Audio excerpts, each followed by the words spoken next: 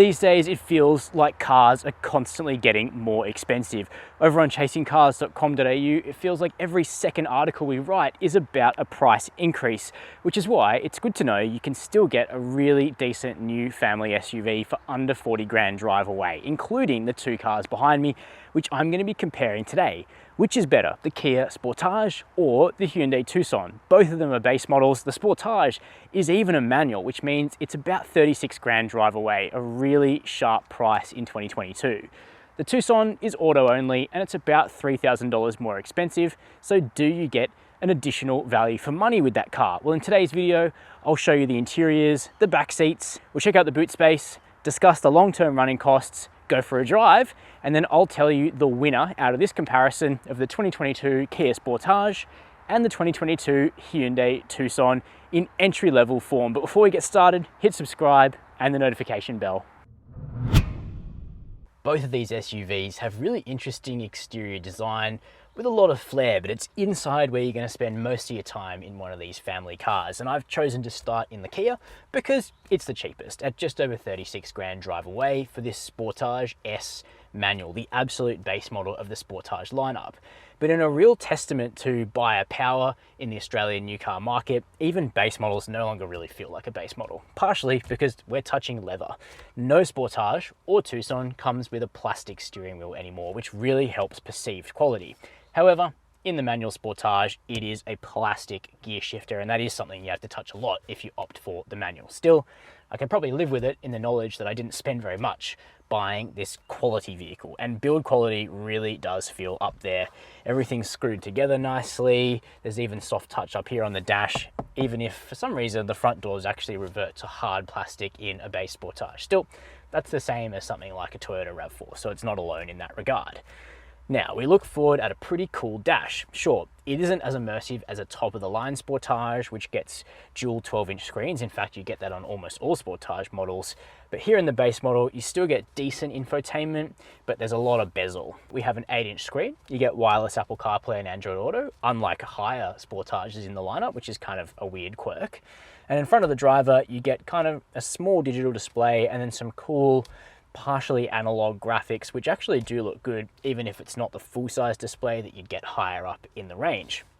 Nice metal effect trim here on the dash. It's actually textured and feels really, really good. And then we're sitting on firm, supportive cloth seats. They are manually adjustable, and it only has sort of set ratchets for the backrest, so achieving your perfect driving position is a little difficult, but I'm comfortable here. The steering wheel's at the right distance, the pedals are at the right distance. I could definitely do a longer drive in this car. As for practicality, two small cup holders between the seats. They could be bigger.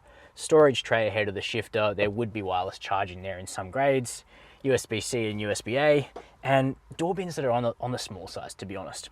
And just down here, I'd like to note, even though this car's got less than 5,000 Ks, the materials are starting to scratch a little bit, which is annoying. But again, we are at the bargain end of the segment here, so perhaps that doesn't matter as much. What's the Tucson like inside? Let's find out. By contrast to the Kia, I think the Tucson probably feels a little bit more special inside, but there's not a huge amount in it. I think just the quality of finish in the Hyundai is a little bit higher, including the fact that you get soft door trims here at the front, whereas you get hard plastic in the Kia. However, the seats are fairly similar in their comfort levels. I actually think the Kia might be sculpted a little bit better for my body type, but you do get a cool kind of geometric design on the backrest of the Tucson seats, which works well. But similarly to the Kia, they are manually adjustable with ratchet positions for the backrest.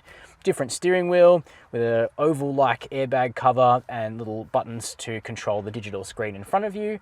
And unlike the Kia, where the analog gauges completely disappear when you turn the car off, we have traditional gauges here at the lower end of the Tucson lineup, and they look quite clean, almost American sort of 70s in their sort of breadth. I kind of like that design, to be honest.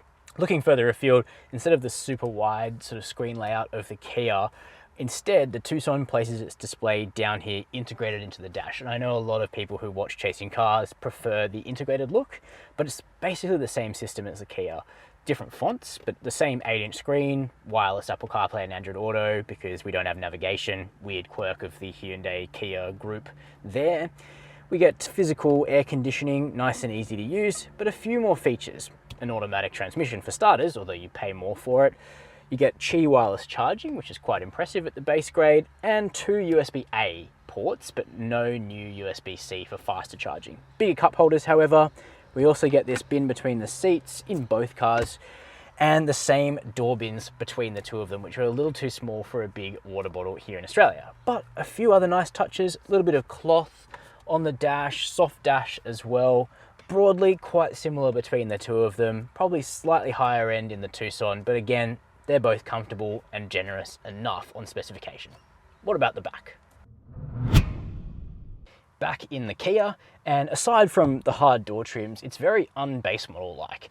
The seat is comfortable and the seat base is actually inclined high enough that you could do a road trip back here and be perfectly comfortable. And as you can see, because Australia gets the long wheelbase Sportage and Tucson, back seat space is really generous, almost a class above. My driving position is set for a 6-footer like myself, but I've got heaps of legroom, amazing tow room, and excellent headroom. It's so much space back here, it's great. And we even have a few amenities. Air vents are standard across the Sportage lineup, which is really impressive. You get a little pocket to store stuff in, map pockets on both front seats, and a flip down armrest with 2 cup holders. So you're pretty well equipped back here. Even if you're buying a car for something like Uber, this is going to be great for passengers. If it's a family car, it's very spacious. But even if you don't need to fit child seats, your passengers back here will enjoy the fact the seat reclines a really long way, making the Sportage a rather relaxing vehicle. The Tucson and the Sportage share their wheelbase, so the interior space is pretty similar between the two of them, if not identical. Like the Kia, Australia only gets the long wheelbase Tucson as opposed to the short wheelbase that you can get in Europe. But as a result, heaps of room here, similar to the Sportage, lots of legroom, tow room, and headroom sitting behind my own driving position. Plus, you also get standard air vents across the range on the Tucson. You get exactly the same flip down armrest as the Kia, no difference in the part there, but you also get USB charge points in the back at the base model level of the Tucson lineup. And partially that's because with Tucson, there's only 3 grades. They're called Tucson, Elite, and Highlander. You can get an N-line package as well, which adds a bit more visual pizzazz, makes it look a bit sportier. Whereas the Sportage, there are 4 variants: S, SX, SX Plus, and GT line. So there's a bit more differentiation across the range than the Hyundai. But I digress. We still get the reclining seats, but they don't go back anywhere near as much as the Kia. So if that's a determining factor for you, then so be it. But here in the back, we do revert to the harder plastics compared to soft up front in the Hyundai. In rather ubiquitous white, the Sportage is looking a bit basey, but of course you can option another color if you'd like. You still get Kia's new badge though, which looks really good, I think, at the back of this SUV. Now, interestingly, the boot is actually a little bit bigger on the Sportage compared to the Tucson. 543 litres here, and as such, you can actually fit an extra ball. 52 balls in the Sportage, 51 in the Tucson, obviously not a lot in it. Now, what we do have in the back here is a 12-volt socket. There would be flip down back seats with a tab in the boot. They still do fold, but you don't get the tab on the base model, unlike in the Tucson. But under the sturdy boot floor, there's a full-size spare as well. And it's an easy boot to open and close. Outside, both of our contenders do kind of look like base models because of their small alloy wheels and chunky tires, but they should ride well, and at least you don't have to deal with steel wheels and hubcaps at this level anymore. Now, the Tucson probably looks a little better because it is finished in a non-white color. This is deep sea blue, looks pretty nice in my opinion. I like the rear end of the Tucson as well. It's got a bit of flair with those sort of tiger tooth lights. Manual tailgate, but it opens up nice and easily to reveal 51 balls, which correlates to 539 litres of boot space. That's Hyundai's claim, 51 balls. As for amenities, we do have tabs to flip down the back seats, really nice feature, a 12-volt socket, and underneath the boot floor, a full-size alloy spare wheel. For 2 SUVs with the same platform and the same 2-litre engine up front, the Sportage and the Tucson have remarkably different running costs. Partially that's because Hyundai deeply subsidises the cost of servicing if you buy an upfront pack, but you can't pay upfront with the Kia. So 5 years and 75,000 Ks of servicing for the Hyundai will cost you $1,595, but in the Sportage it'll cost you $2,395 and you have to pay as you go. However, the Kia fires back on 2 fronts. It's got a 7-year unlimited kilometre warranty and the Hyundai only has 5. Equally, because you can get a manual in the Kia, it's actually a little bit more fuel efficient. 7.7 litres per 100 Ks is the claim, and we've been seeing just under 9 litres per 100 in the real world. So not too bad, but certainly nowhere near as efficient as something like a RAV4 hybrid or a Haval H6 hybrid. But the torque converter auto in the Hyundai is a real fuel suck. Hyundai claims 8.1 litres per 100 Ks, but we've only managed about 11, which isn't great, and quite a significant difference between the two of them. And lastly, comprehensive insurance. In the last 12 months, the median customer spent $887 to comprehensively insure a new Kia Sportage with Budget Direct. Everybody's situation will vary and your premium will vary based on things insurers take into account, like where you live, how you garage the car, and your driving history. All of those caveats also apply to what the median customer spent on comprehensive insurance for the Tucson, which is a little higher at $927 in the last 12 months. There are two major components that make the Sportage a little bit better to drive on Australian roads, at least in base model form, than the Tucson. The first one is the rather unusual little stick between the seats. We don't see manual transmissions all that often on chasing cars altogether for any car, but especially not in family mid-size SUVs. And I readily acknowledge that not everyone even knows how to drive manuals anymore, and that's fine. But if you can, and you're looking to save money on a new mid-size SUV, then the manual Sportage is actually not a bad way to go, and you can get it on both the base S, but also on the SX grade, which has more features. Now, while the manual is not exactly a sports car manual, it's perfectly good to drive, and it actually makes much better use of the 2-litre petrol engine that the Sportage shares with its Tucson cousin. Because the outputs are relatively modest, 115 kilowatts of power and 192 newton meters of torque, the manual really lets you control where the car is operating in terms of its rev band. And that's important because the tuning of the 6-speed automatic transmission in this car is not the best. It tends to hunt for gears, it over revs at times, it's not that relaxing to drive. The 2-litre turbo diesel with 8-speed auto, which is a lot more expensive, is a better engine transmission combination, but I do think that the base 2-litre is perfectly livable as long as you go for the 6-speed manual, and that's exactly what this car has. It also definitely improves the fuel consumption in the real world compared to the relatively dim-witted 6-speed auto, so that helps. We've been getting 1, even 2 litres per 100 kilometres better in terms of fuel consumption with the manual, and that's a win, particularly when petrol prices are so high. But also, the Sportage has a Australian-developed suspension tune. It was done down in Victoria, and the results are really good, actually. It's got a little bit more control, a little bit more compliance, I think, than the Tucson. It's not that far apart between them. They're both actually definitely in the top half or even top third of all mid-size SUVs in terms of ride and handling characteristics. But I think I just prefer the Sportage, at least in the ride, if not the steering. The steering's a little nicer in the Tucson. I'd kind of like to blend the ride of the Sportage and the steering of the Tucson. That would be the best combination of all, but just as an overall experience, the Sportage 2-litre manual on Australian suspension and really chubby tyres is actually not a bad partner for driving on country roads in Australia. Also, in terms of safety features, the one big miss here is you don't get adaptive cruise on the manual Sportage, but you do get lane keep assist, and you do get blind spot monitoring and a reversing camera, plus AEB, so not too bad. The main differences for the Hyundai Tucson in this comparison are that it's only available with a 6-speed automatic transmission, which is of course what the vast majority of buyers are after, but it also has a different suspension and electric power steering tune when compared to the Sportage.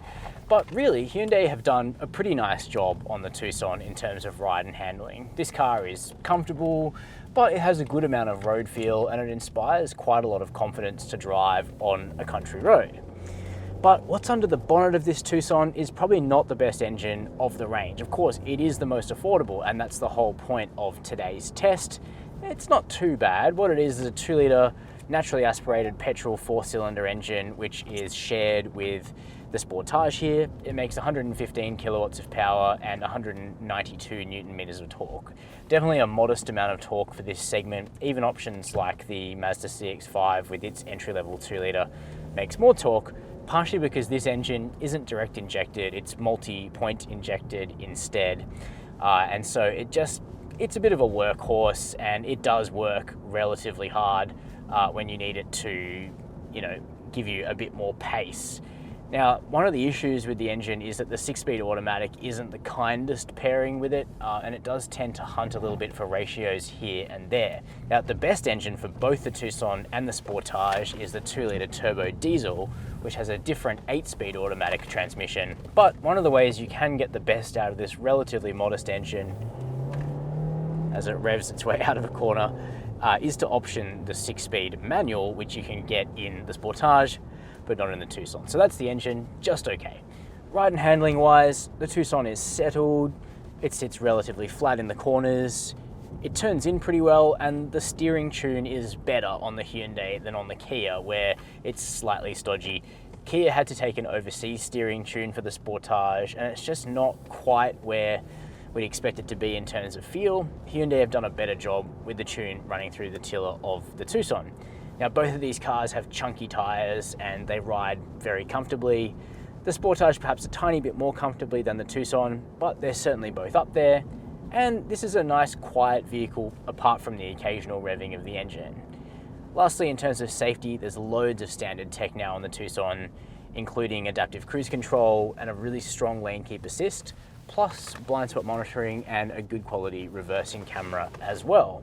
So while it's a base model, it's certainly well equipped from a tech front.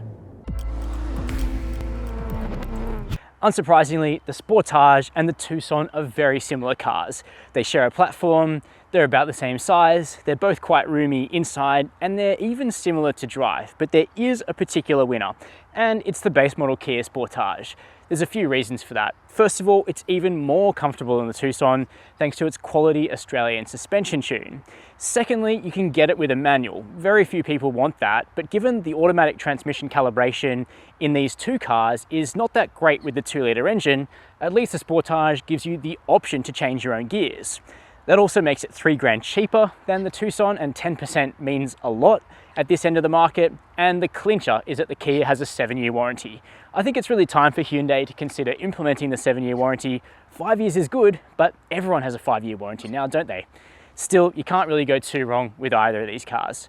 Let me know your opinion down below. Which one wins for you, or would you consider a different SUV entirely? While you're down there, hit subscribe and the notification bell. It really helps us out. And as always, thank you for watching Chasing Cars.